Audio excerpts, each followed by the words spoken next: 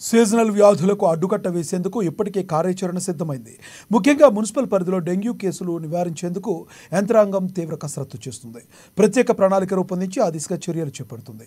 అందులో భాగంగానే urban action అమలుపై మున్సిపల్, వైద్యారోగ్య, మెప్మా శాఖల అధికారులతో కలెక్టర్ రాజర్షి షా ఇటీవలే సమీక్షించి పలు సూచనలు చేశారు.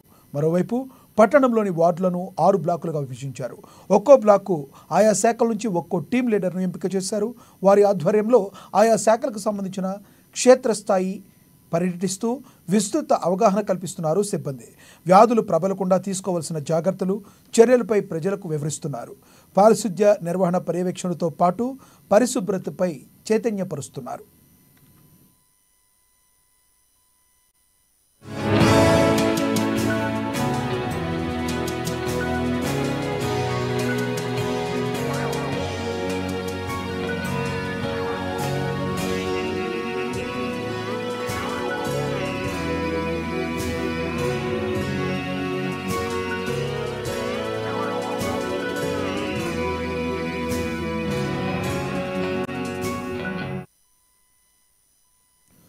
ఆదిలాబాద్ బల్దియా పరిధిలో మొత్తం 49 వార్డులు ఉండగా ఇప్పటి వరకు అధికారికంగా 34 డెంగ్యూ కేసులు నమోదైనట్టుగా లెక్కలు చెబుతున్నాయి.